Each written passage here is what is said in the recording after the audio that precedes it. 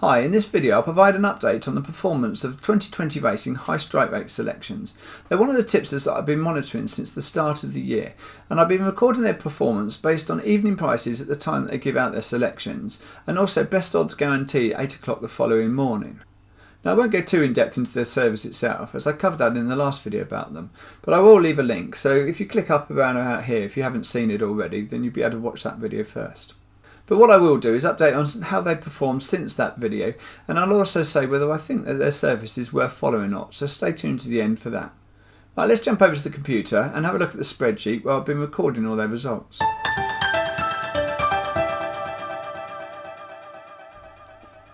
Okay, here we are inside the spreadsheet for the 2020 high strike rate selections. It should be all pretty self-explanatory. You've got the date, the course, the time of the race, the horse, the size of their stake. Normally they're 1 point stakes, sometimes they give out a 2 point stake. They're all win bets. And this is the prices that I record in the evening. Now when I first started recording them I was doing about 9:30 because that's the time when they proof the selections to Racing Index, because that's the time when the selections are available in the proofing area. And I didn't realise they actually had them up on their site a lot earlier. So from early February onwards I've been grabbing the prices around about 6:30. That's usually about the sort of time that they put them up on their website. The BAGP price is the best odds guarantee price that's recorded at 8 o'clock in the morning. That's when a lot of the bookmakers' best odds guarantees come into play from. Bet365 prices are available from the evening before. So when you see a BAG price here, that's when I've taken the Bet365 price the evening before, because the best odds guarantee apply to those prices as well. And as I say, the majority of them then come on at 8 o'clock. Some of the firms don't start theirs till 9, and William Hill is not until 10 o'clock. So I avoid those bookmakers when looking at those prices at 8 o'clock. These two columns are EP-R4 and BOG-R4. That's for when there's horses were drawn after those prices are taken. So that's the Rule 4 deductions. So sometimes there's bigger Rule 4 deduction for prices that were taken the evening before than there is the morning. Obviously if the horses were drawn before 8 o'clock the following morning. So here we have the horses finishing position, their starting price and their Betfair starting price. And then we've got a late withdrawal Rule 4.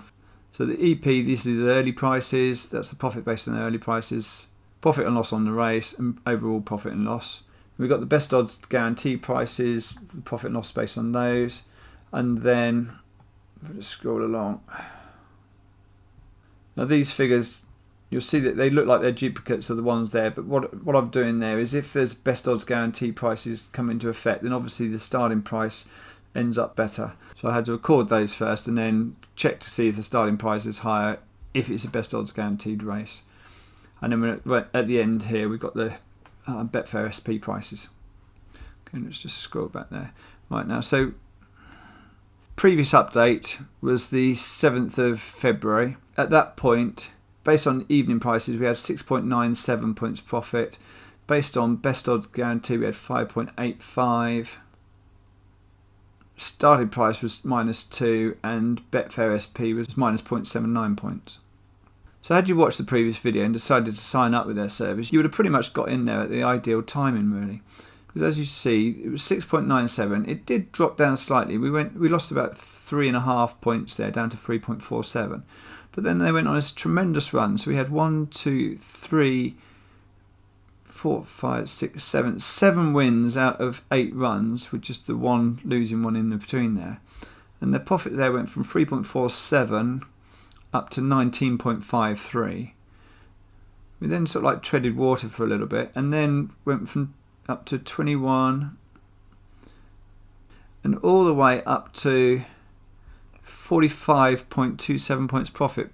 Over the space of 6 weeks or so, it made nearly 40 points profit, which at the high strike rates of about 31-32%, it's a pretty extraordinary run that they were on really.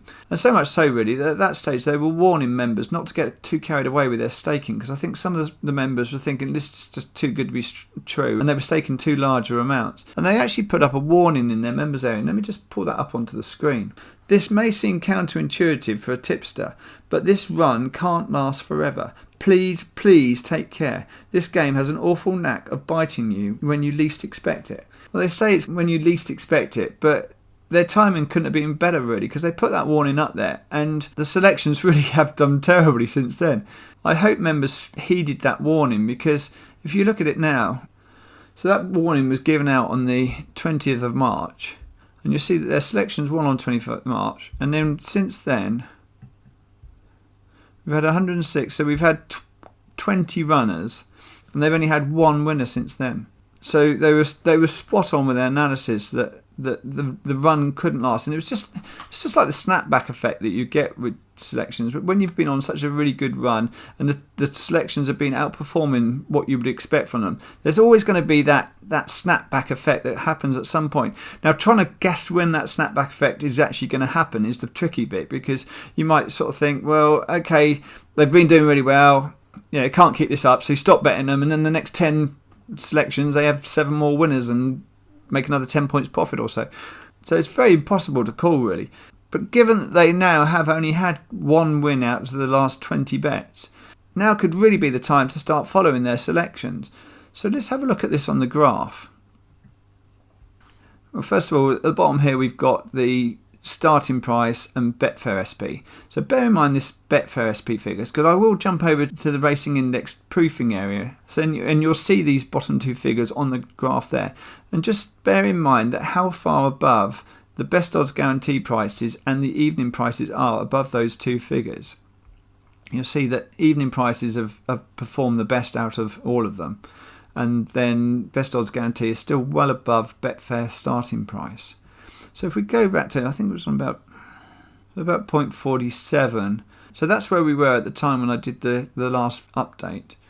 And you'll see that if you jumped in there, then you would have made a small loss at first, and then profits just kept going up, and small drop there, and up and up and up until they reached that point of 45.27 points. And then you can see that it's just like they've gone off a cliff since then. So they've come back down a long way. They might still carry on coming down further because it was a huge ride to that point. They come back probably about half the way.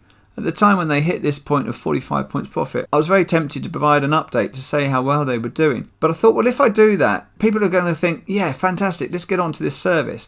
But then you would have missed out on all those good profits. And given that they were given the warning about being careful with staking and things like that, I did feel that this snapback was inevitable, and it's proved to be the case. So now is why I'm actually providing the update on their service, because you could look at it now and say, well, okay, we've had one winner out of the last 20, so that's 5% strike rate, when they're normally getting a 32% strike rate. Is that 37% strike rate they have been having for the whole year.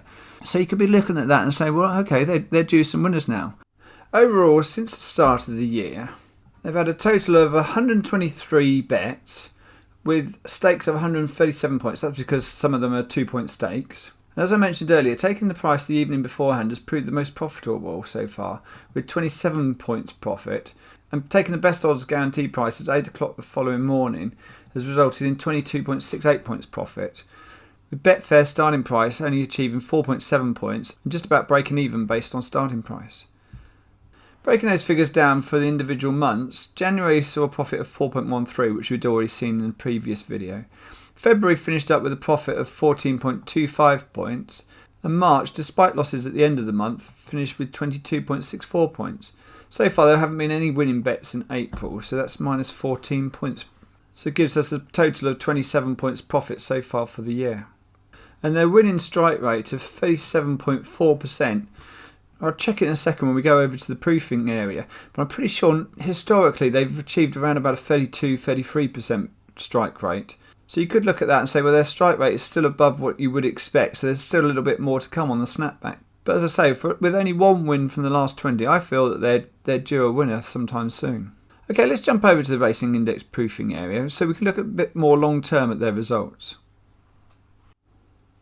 Okay, here are the results they've submitted for proofing for 2020, and it confirms the figures that I've got on my spreadsheet. Bear in mind how much better taking the early prices were than the Betfair SP profit.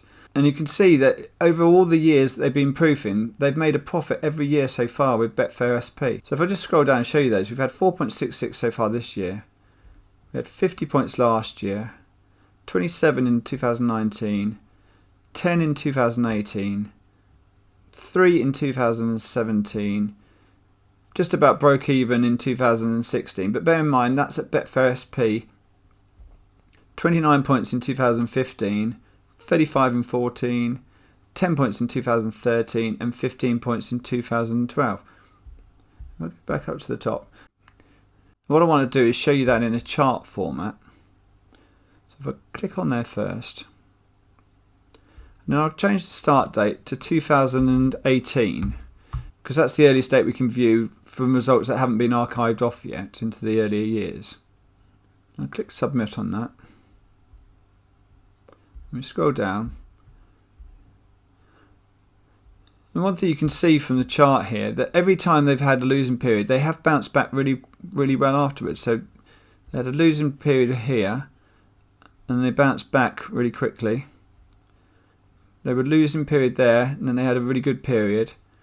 Losing period, really good period.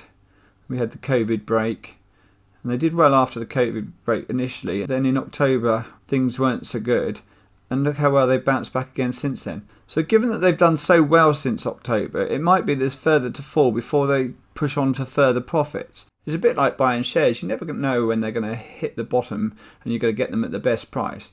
But if you're looking for a service that has proved consistent profits year after year, I don't think you can really go wrong with this service. And now would certainly be a better time to join them when they hit their peak before the latest losing run. I'll briefly jump back to the spreadsheet again. So if we were to assume that you don't manage to get the best odds the evening beforehand, and we go for the best odds guarantee at 8 o'clock, which everyone should be able to achieve. And say you were to back their selections at £10 a point, that would be £226.80 profit.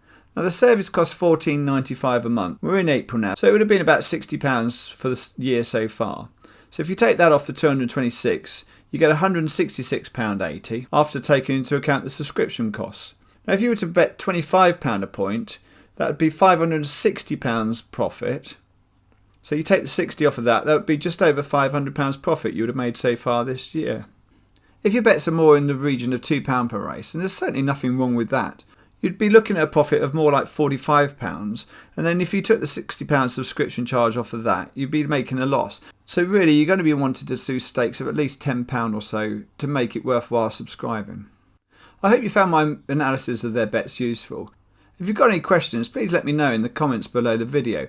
And if you enjoyed the video, please hit the like button. And don't forget to subscribe and hit the bell so you get notified when I upload future videos.